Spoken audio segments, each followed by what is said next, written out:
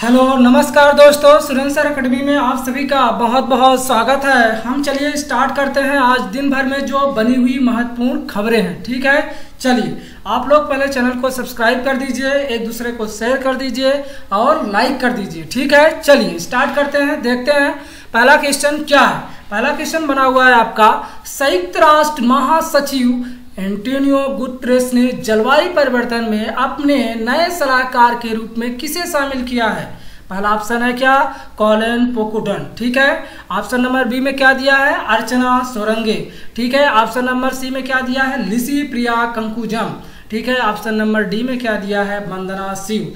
इसका आंसर क्या होगा, आप सभी लोग देख लीजिए। इसका आंसर होगा क्या, अर्चना सोरंगे।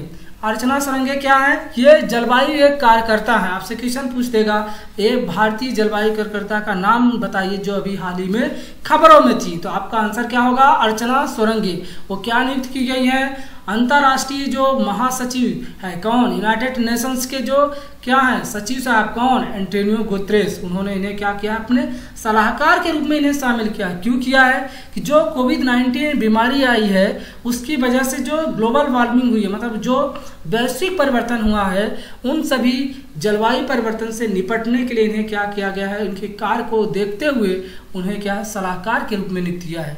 ये वकालत भी हैं, साथ में कल्चर से जुड़ी हुई हैं, कई प्रथाओं का इन्हें क्या है, नॉलेज है। ठीक है, ये भी चीज़ें आपको पता होना चाहिए। कौन से राज्य से बिलोंग करती हैं ये भी पता होना चाहिए। ये उड़ीसा राज्य से बिलोंग करती है। ठीक है, चलिए अगला क्वेश्चन देखते हैं हम लोग। दूसरा नंबर क्वेश्चन आपका क्या बना हुआ है, बेहद इंपॉर्टेंट क्वेश्चन। सरकार द्वारा अनुमोदित नई राष्ट्रीय शिक्षा नीति एनईपी 2020 इन नीतियों में से किसकी जगह ली है। ठीक है, तो ऑप्शन नंबर ए में क्या दिया है, एनईपी 1984। ऑप्शन नंबर बी में एनईपी 1988 और ऑप्शन नंबर सी में एनईपी 1986। ऑप्शन नंबर डी में एनईपी 1982।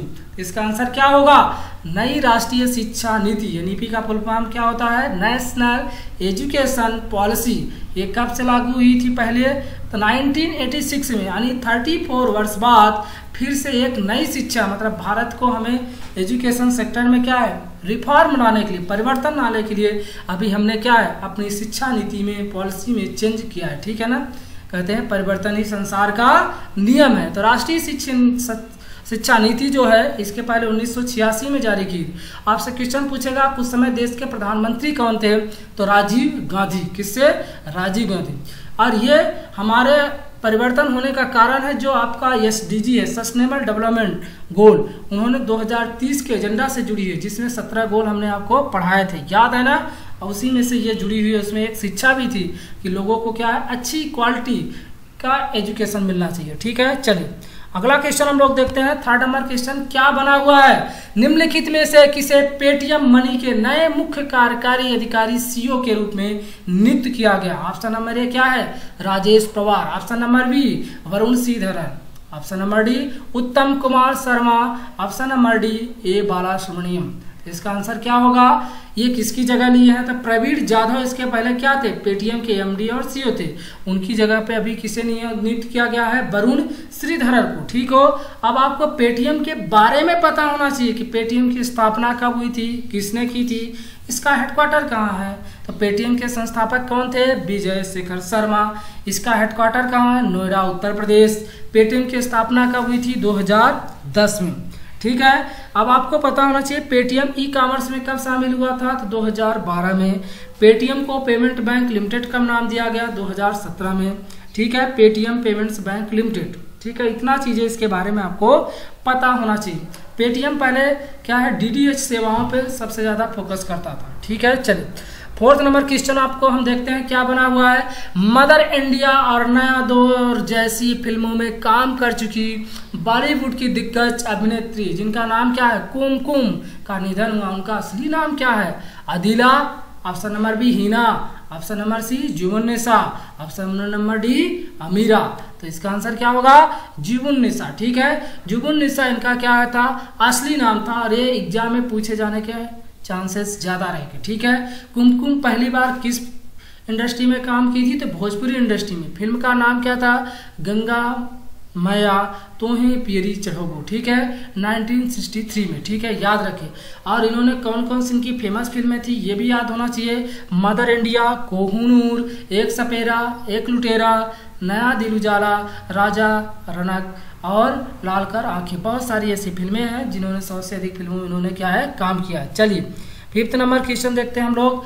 5वां नंबर क्वेश्चन क्या बना हुआ है, बेहद इंपॉर्टेंट है, खासकर महाराष्ट्र के बच्चों के लिए जो लोग एग्जाम देंगे, बहुत जरूरी है। किस जनरल इंश्योरेंस कंपनी द्वारा लॉन्च किया गया एक फसल बीमा अभियान है, ठीक है, क्रॉप इंश्योरेंस चैंपियन, ठीक है। तो ऑप्शन नंबर ए में दिया है क्या, Bajaj Allianz general insurance. Option number B में क्या दिया है, HDFC एग्रो जनरल इंश्योरेंस।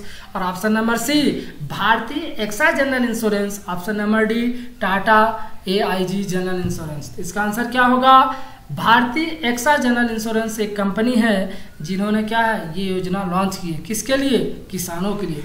कैसे, याद रखिए कि भारतीय एक्सा जनरल इंश्योरेंस किसानों के लिए उनकी उपज सुरक्षा और साथ में वित्तीय सुरक्षा को क्या है प्रोत्साहित करने के लिए। इसमें कौन कौन से राज्य शामिल हैं, महाराष्ट्र और कर्नाटका। बहुत जरूरी है नामक एक फसल बीमा ये अभियान शुरू किया है। इसमें महाराष्ट्र के कौन कौन से शहर हैं, अहमदनगर, नासिक, चंद्रपुर, सोलापुर, जलगांव, सतारा। और आपको पता होना चाहिए कर्नाटक के कौन कौन से हैं, धारवाड़, मैसूर और कोडांगू, ठीक है, ये चीज़ें आपको पता होना चाहिए। अब आपको एक्सा भारतीय कंपनी के बारे में पता होना चाहिए कि कंपनी की स्थापना कब हुई थी, तो 2008 में, ठीक है। इसका इस समय हेडक्वार्टर कहाँ है, तो मुंबई में। इसके इस समय MD और CEO कौन है, तो संजीव श्रीनिवासन, ठीक है। इतना चीज़ें आपको पता होना चाहिए। अब भारतीय और एक्सा कंपनी 2 कंपनियों से मिलकर बनी हुई है। तो भारतीय कंपनी का शेयर कितने परसेंट है, 51%। एक्सा का कितना है, 49%। ये भी चीज़ें आपको पता होना चाहिए, ठीक है। आजकल ऐसे भी क्वेश्चन पूछे जा रहे हैं, ठीक है। चलिए 6वां क्वेश्चन देखते हैं हम लोग। गुवाहाटी विकास मंत्रालय ने शिविरों की सफाई के लिए न्यूनतम मानव भागीदारी सुनिश्चित करने के लिए डॉट नामक पहल मैनहोल सफाई रोबोट का उद्घाटन किया है। अब आपको पता होना चाहिए ऑप्शन में क्या दिया है, एच कार्ड।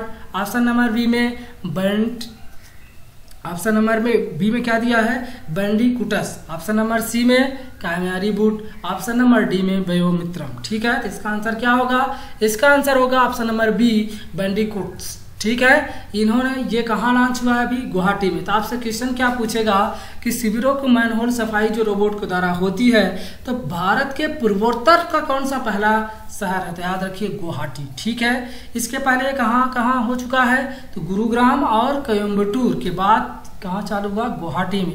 ये चीज़ें आपको पता होना।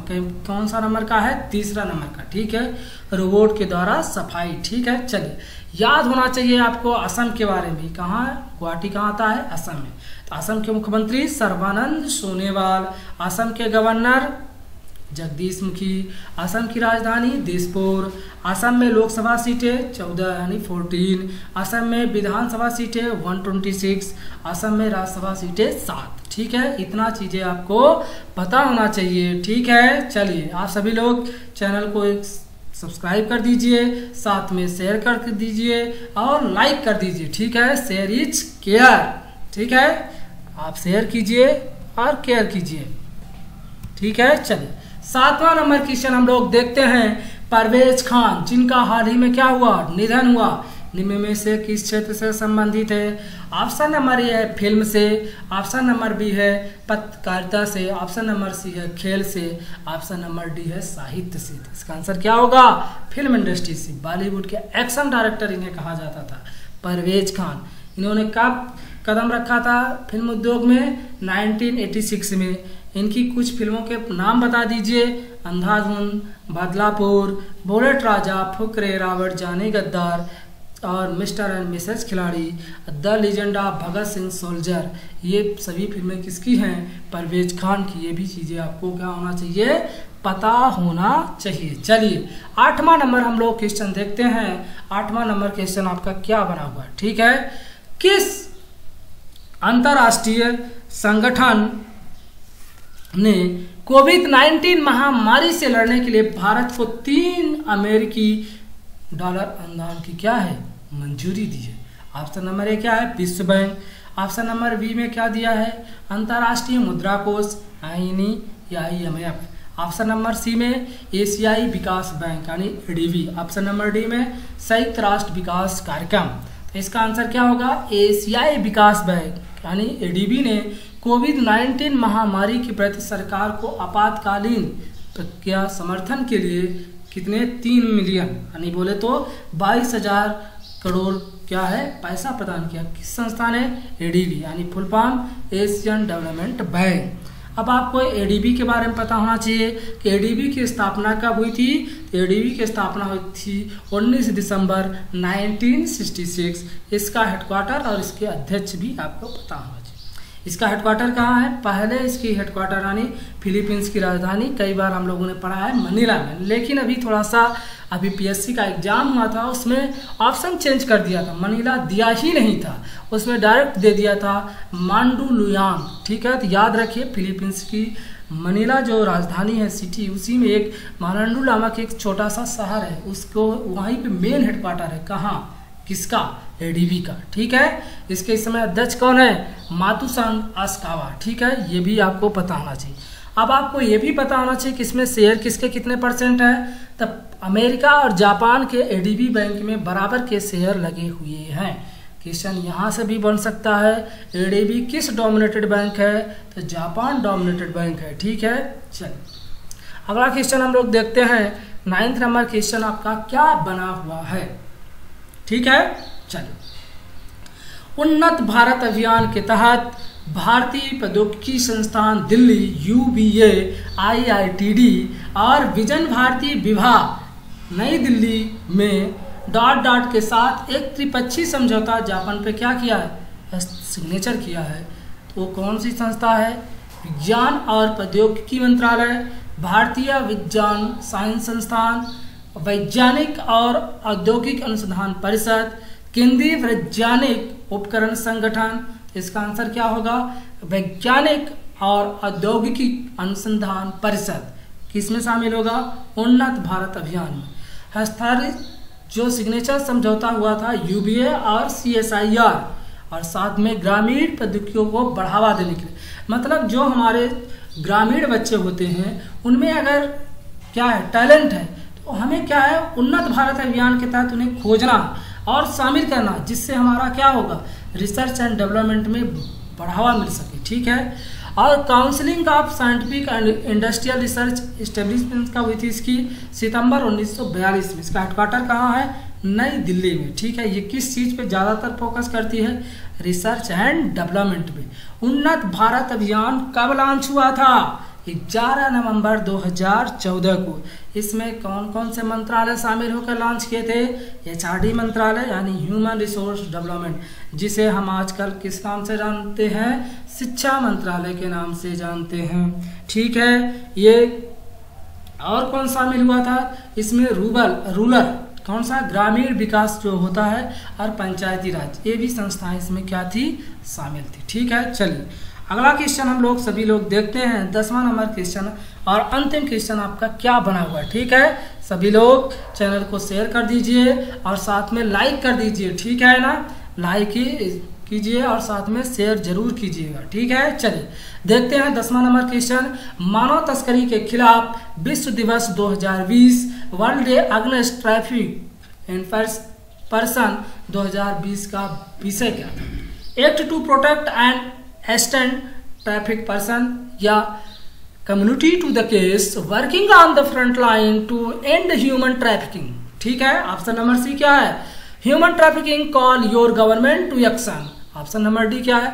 Responding to the traffic of children young people. तो ये कौन सा इसका आंसर होगा? Option number B, community to the case working on the front line to end human trafficking. ठीक है, ये कब मनाया जाता है? 30 जुलाई को। ट्रैफिकिंग ह्यूमन डे कब मनाया जाता है? ये 30 जुलाई को। ठीक है, इस चीज़ का हेडक्वार्टर ड्रग्स और अपराध जो होता है ना, इसका मुख्यालय कहाँ? ऑस्ट्रिया की राजधानी वियना में। ठीक है, ड्रग्स और अपराध संयुक्त राष्ट्र कार्यालय की स्थापना कब हुई थी? 1997 में। ठीक है, ऐसे ही आप लोग सभी लोग हमारे साथ डेली जुड़े रहिए। आप लोगों का बहुत बहुत धन्यवाद और हमारे चैनल को सब्सक्राइब जरूर कीजिए और लाइक कीजिए एंड शेयर जरूर कीजिए। चलिए, धन्यवाद।